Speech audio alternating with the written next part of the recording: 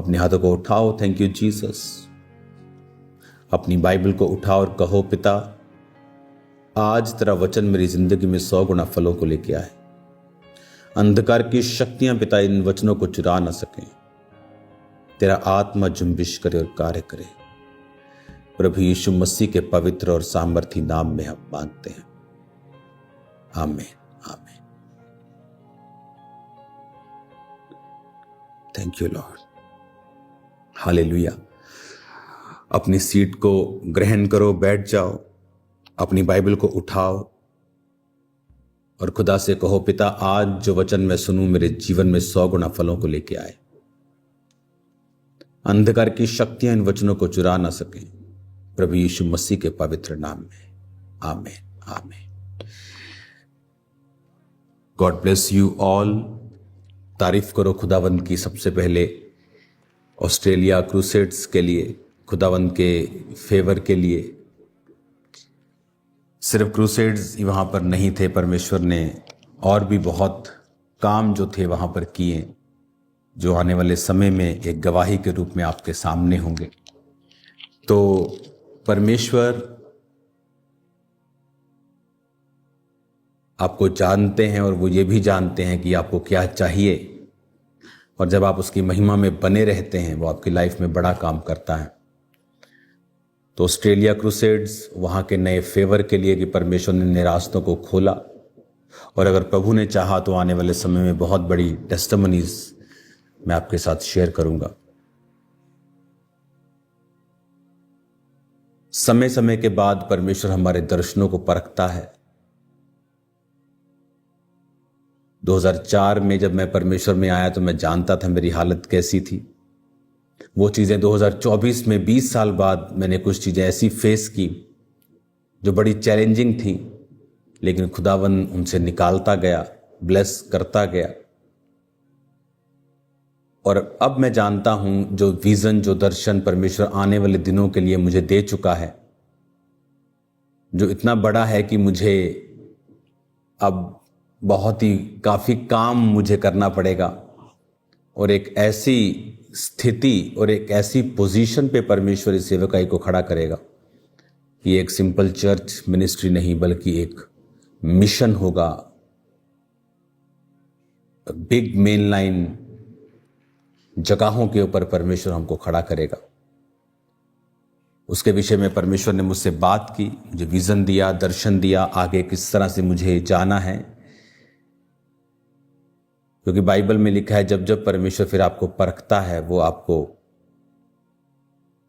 Promotion भी देता है।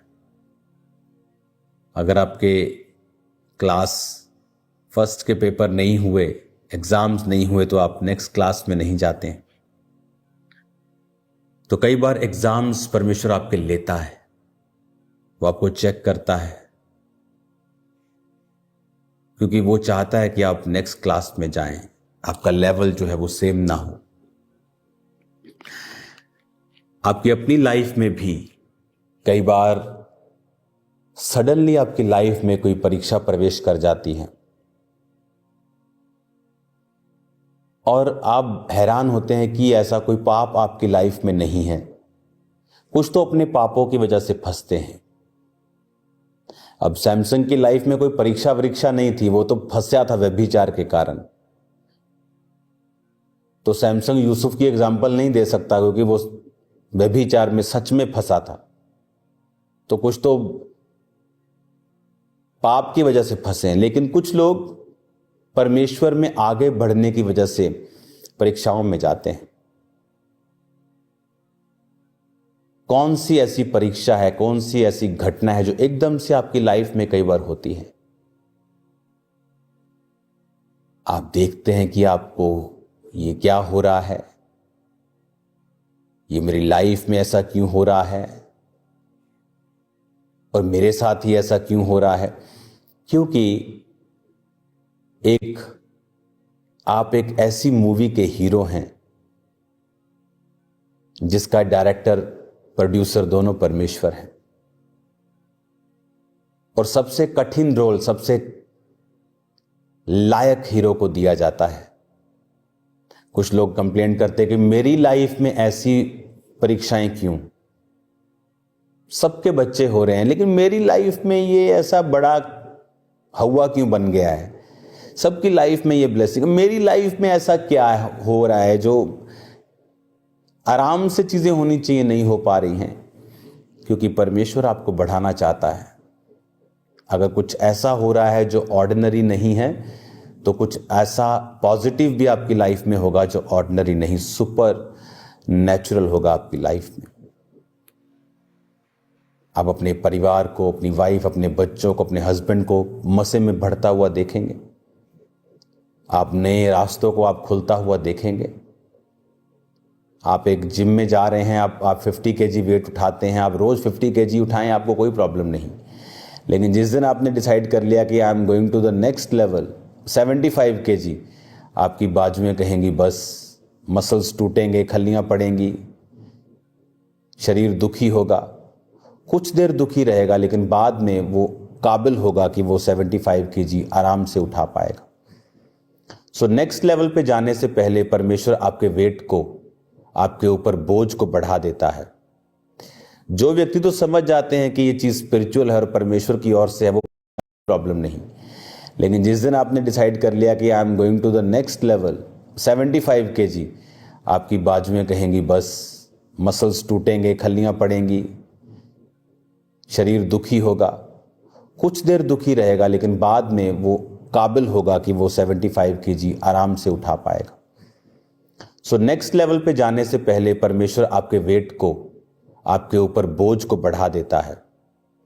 जो व्यक्ति तो समझ जाते हैं कि ये चीज स्पिरिचुअल है और परमेश्वर की ओर से है, वो प्रार्थना में लग जाएंगे, फास्टिंग में लग जाएंगे, वेट करेंगे परमेश्वर की। धन्य है वो जो यहोवा पर भरोसा रखता है। जो यहोवा की बाट जो होते हैं वो नया बल प्राप्त करते जाएंगे। वचन को वो अपना आसरा बना लेता है, हर चीज वचन से वो ढूंढता है, वचन ही उसका आसरा है।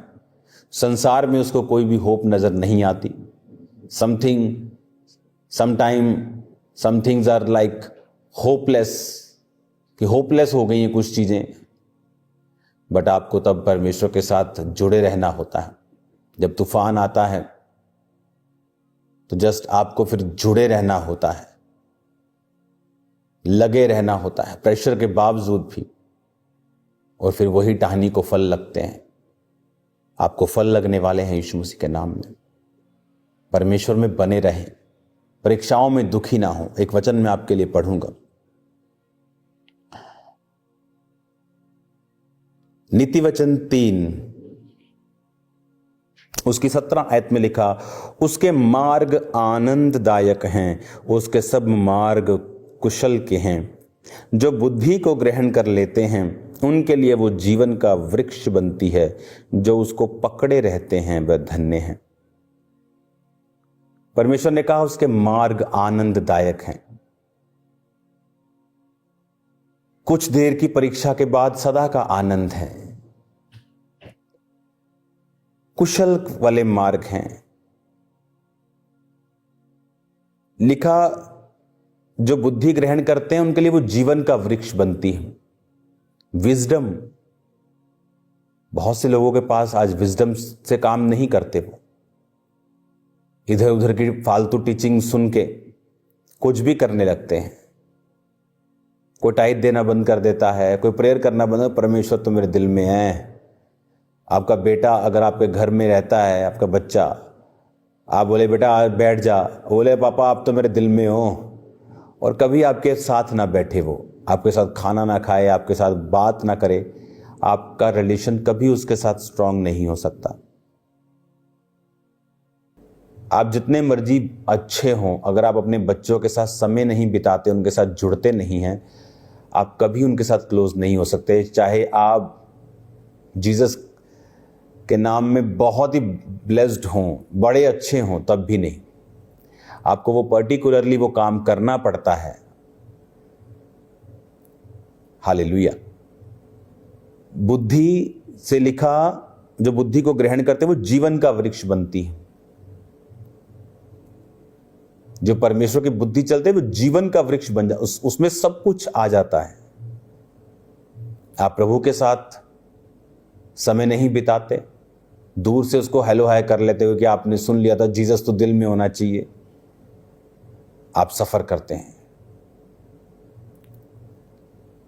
एक व्यक्ति को जिसको टाइथ की वैल्यू मालूम है, बोने की वैल्यू मालूम है, जब वो उस कामों में लगातार करता है, उसको पता है रिजल्ट आएगा। मेरी लाइफ में बहुत रिजल्ट आए हैं।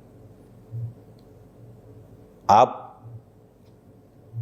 कुछ प्रार्थना का उत्तर मेरी लाइफ में 10 साल बाद आया, लेकिन इसका मतलब ये नहीं कि वो प्रार्थना का उत्तर नहीं दे रहा था प्रभु, वो लिख रहा था। वो कईयों की लाइफ में आप भले काम करते हैं, उनका असर आपको देर बाद आता है, लेकिन वो आता है। इसलिए इंकरेज्ड रहें, उत्साहित रहें, निराश ना हो, दुखी ना हो, क्योंकि बिग रिजल्ट उन लोगों के लिए है। आप परमेश्वर में बने रहेंगे, खड़े रहेंगे, आप सेम नहीं रहेंगे। लिखा, बुद्धि को जो ग्रहण करते हैं वो जीवन का वृक्ष बनती है, जो उसको पकड़े रहते हैं वह धन्य हैं। बुद्धि को पकड़े रहना मतलब मैंने एक वचन सुना, उसको मैंने पकड़ा कि ये बुद्धि है। बोना बुद्धि है, प्रार्थना बुद्धि है। पकड़े रहते हैं तो वो धन्य हैं। अब अगर आप धन्य शब्द को पढ़ेंगे, अगर आप इब्रानी भाषा में इस धन्य शब्द को पढ़ेंगे तो आपको ये समझ आएगा। नीति वचन 3 उसकी 18 आयत में लिखा, and happy is everyone that retaineth her. Happy, Asher, prosper लिखा, रिलीव, कि जो बुद्धि को पकड़े रहेंगे वो रिलीव हो जाएंगे। कहते हैं ओह, शांति आ गई लाइफ में, ये इस मुसीबत से प्रभु ने मुझे छुड़ाया, मुझे रिलीव मिल गया। फाइनेंशियल कंडीशन से प्रभु ने छुड़ाया, मुझे रिलीव मिला। प्रॉस्पर, ब्लेस्ड, प्रॉस्पेरिटी कहता आएगी अगर बुद्धि को पकड़े रहोगे तो। तुम ब्लेस्ड होंगे, तुम धन्य होंगे, हैप्पी होंगे। रिलीव, जैसे एक औरत जब बच्चा जन्म लेती है उसे रिलीफ मिलता है, उसे लगता है कि दुनिया की सबसे बड़ी काम करके वो रिलीफ उसको फील होता है। परमेश्वर कहता है ऐसा रिलीफ मैं तुम्हें दूंगा अगर तुम बुद्धि को पकड़े रहोगे तो। यहोवा का डर बुद्धि की शुरुआत है। यहोवा का डर आएगा वचन पढ़ने से, अच्छी संगति करने से। आपके आसपास आपके दोस्त, आपकी चर्च यहोवा के भय में चलने वाली होनी चाहिए। अपने हाथों को उठाओ, मेरे साथ प्रार्थना करो। पिता, आज से मैं तेरे वचनों पे चलूंगा, तेरा भय मेरे अंदर रहेगा। आज से मैं अपना जीवन आपको देकर वायदा करता हूं कि वचनों के मुताबिक मैं चलकर जो तेरी बुद्धि ने कहा है उसे पूरा करूंगा। मुझे आशीषित कर, मैं जीवन के वृक्ष से आशीषों को लेने पाऊं। जितने बीमार हैं वो यीशु के नाम में चंगे हों। सब रोग यीशु के नाम में आपको छोड़ के जाएं और आप आशीषित हों और कभी सेम ना रहें। आपके लेवल कभी भी सेम ना रहें। आज से मैं आपको ब्लेस करता हूं यीशु के नाम में, आमीन।